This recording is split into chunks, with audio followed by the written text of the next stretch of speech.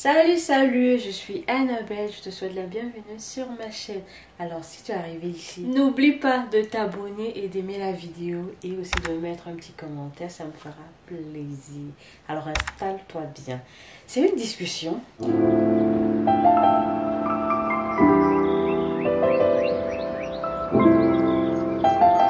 Alors j'ai causé avec quelqu'un qui ne comprenait pas pourquoi est-ce que, qui disait, comment est-ce que tu oses dire que tu es l'enfant de Dieu et que tu oses dire que tu lui parles comme si tu parlais à ton papa ou bien comme si tu parlais à un ami. Pour lui, c'était un manque de respect et que je devais m'expliquer en fait.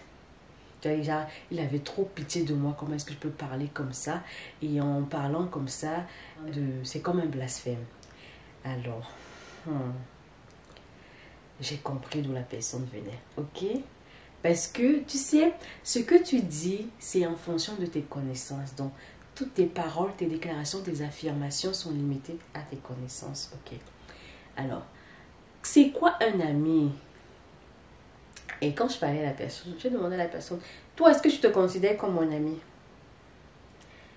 La personne me dit, oui. Après, je suis désolée de l'apprendre, mais tu n'es pas mon ami. Mon ami doit me connaître to a certain extent. Donc, s'il y a des choses que tu ne connais pas sur moi, tu n'es pas mon ami, tu es peut-être une connaissance. Parce qu'en anglais, ils ont cette différence-là entre friend and acquaintance. Alors, un ami, c'est quelqu'un avec qui je partage quelque chose. Je partage des choses, ok? Je partage des bonnes choses comme des mauvaises choses. Je veux dire, je partage, quand j'ai des bonnes nouvelles, je partage avec mon ami. Quand je suis des mauvaises nouvelles, je partage avec mon ami. On se donne des conseils, on se soucie l'un de l'autre. C'est ça, mon ami, ok? Mais avec cette personne-là, avec ce monsieur-là, j'ai pas ce genre de rapport avec la personne, en fait. Si vous voulez, la personne, c'est mon client. Ok, c'est un client, donc les rapports sont plus cordiaux parce que j'ai des clients avec qui j'ai de très bons rapports, j'ai des clientes avec qui j'ai de très bons rapports. Elles vont se reconnaître, mais avec lui, c'est plus c'est cordial. Donc du coup, je ne le considère pas comme un ami. Par exemple, il peut pas, il sait même pratiquement rien de moi et je ne sais pas grand chose de lui ou oui ce qu'il a eu à me dire. Mais on n'a pas ces échanges là, je me sens pas en connexion avec lui. Voilà, il est très gentil, un très bon client, régulier et tout. Mais ça reste formel, ok? La relation reste formelle. Donc je ne le considère pas comme mon ami. Alors, et je peux comprendre alors quand lui dit qu'il ne peut pas oser dire que Dieu est son ami, qu'il est l'enfant de Dieu et ainsi de suite, ok?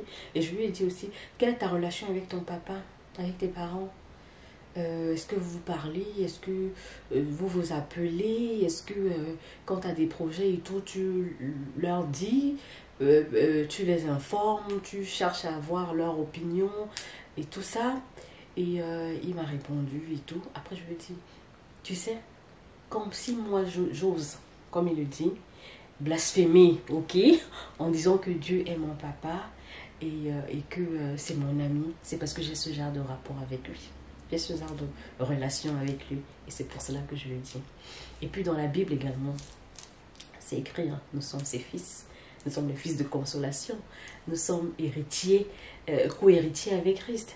Donc si tous les droits que Jésus-Christ a, nous avons ces droits-là. Quand nous donnons nos vies à Christ, quand nous naissons de nouveau, ok? À nos naissances. Je ne sais pas si je dois repartir dans tout ça en détail.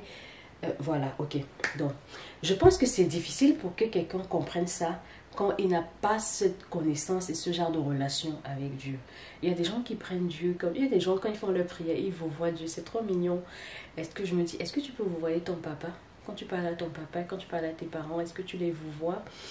À moins que tu sois de cette haute classe-là, ok? Et ça, c'était même avant, parce que de nos jours, je pense qu'ils le font, où ils vous voyaient, en fait. Par exemple, les rois avant, leurs enfants les vous voyaient.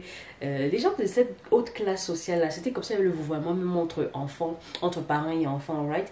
À moins que tu fasses partie de cette classe-là. Mais logiquement, en fait, avec tes parents, tu leur parles normalement, tu es à l'aise, tu peux te confier et tu sais qu'ils vont te donner des bons conseils. Ça, c'est une relation saine. Hein. qu'on peut avoir avec les parents. Ok, je sais qu'il y a d'autres qui ont des relations un peu tendues et tout. Donc je prends le cas général où comment la norme, comment ça devrait être, d'accord? Donc je lui disais que je comprends en fait qu'il ait ce ressenti-là que moi je suis en train d'exagérer ou de blasphémer en disant, en osant dire en fait que voilà, que c'est la relation-là que moi j'avais Dieu. Et moi, j'ai expliqué en disant, moi quand j'ai un souci, quand quelque chose qui me dérange, je parle avec Dieu à travers la prière. La prière, c'est un moyen de communication avec Dieu.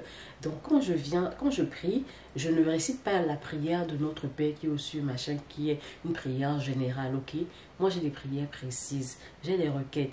Moi, j'apporte mes requêtes, c'est dans la Bible. Je dois prêcher. Je fais connaître mes requêtes à Dieu.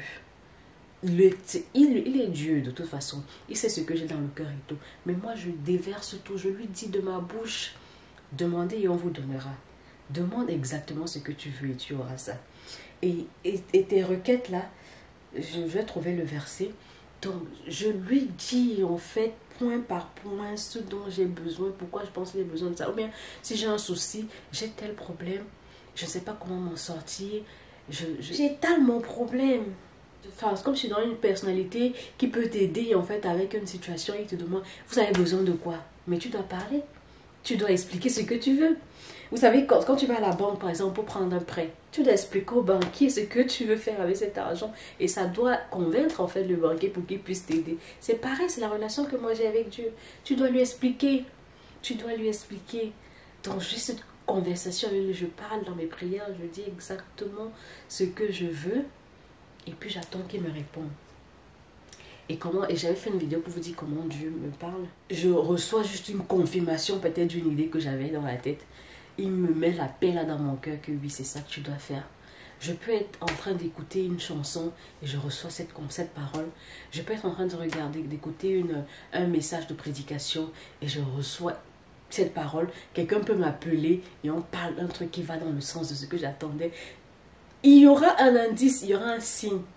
On me fera savoir en fait que voilà, c'est comme ça. Je ne vais pas m'attendre à ce qu'il me parle de manière audible comme il a fait avec Moïse. Quand il appelait Moïse à travers le feu ardent, je ne vais pas peut-être m'attendre à ça. Ou bien que j'entends sa voix, les yeux s'ouvrent, il y a un silence, tout, et j'entends sa voix. Je vais peut-être m'attendre à ça. Mais il a des moyens de communication en fait avec moi. Que moi, mon esprit a réussi à capter en fait ces signaux-là. Donc c'est ça, cette relation que j'ai avec lui. Je prie, je parle avec lui. Il me parle, il me répond, il me donne la paix. Il me met encore avec moi-même. Ce que tu penses là, c'est ça. La confirmation, en fait. Donc, et oui, c'est pour ça que je l'appelle mon ami. Et oui, c'est mon ami. Et il peut aussi être ton ami. Alors, tout ce dont tu as besoin, c'est juste de te rapprocher, d'accepter, de reconnaître déjà qu'il est Dieu, ok, donc tu dois déjà croire en Dieu. D'accepter le sacrifice que son fils Jésus-Christ a fait sur la croix pour toi. Donc tu dois donner ta vie à Christ en faisant la prière du salut. Et la prière du salut, c'est quoi? C'est juste inviter Jésus dans ta vie, le reconnaissant comme ton Seigneur et Sauveur personnel et confesser de ta bouche en fait. C'est juste ça. Tu le dis de ta bouche, tu confesses de ta bouche en croyant dans ton cœur qu'il est ton Seigneur et Sauveur personnel, que tu acceptes le sacrifice qu'il a fait sur la croix et que maintenant tu sais, parce qu'il a ressuscité 3 jours après, tu sais qu'aujourd'hui il est vivant et grâce à ça, à cette victoire qu'il a eue sur la mort, cette résurrection, tu es un enfant de Dieu. Tu es né de nouveau. Tu appartiens à la grande famille chrétienne. C'est juste ces prières-là que tu dois faire. Et après cette prière aussi, pour que ce soit le complete package, tu dois inviter le Saint-Esprit dans ta vie. Donc tu dois te baptiser du Saint-Esprit. Et après tu pourras avoir ce genre de relation avec lui. Tu pourras parler avec lui, parler dans le langage que tu comprends, parler aussi en langue. Alors, n'oubliez pas de mettre un j'aime si vous avez aimé la vidéo, bien évidemment. Un petit commentaire, ce que vous pensez, votre expérience, aussi d'autres questions, pourquoi pas. Et n'oubliez pas de vous abonner surtout, de partager. Et on va se retrouver dans une autre vidéo. Ciao, ciao!